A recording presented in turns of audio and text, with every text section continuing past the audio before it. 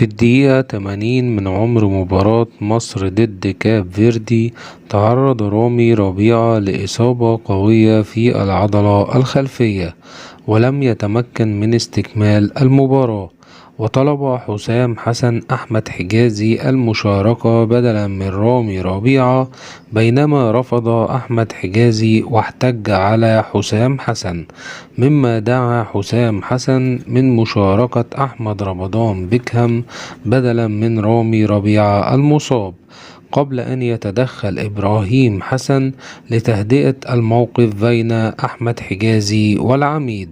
ويخضع رامي ربيعة لفحص طبي بعد نهاية المباراة لمعرفة موقفه من مباراة بوتسوانا المقبلة في تصفيات أفريقيا.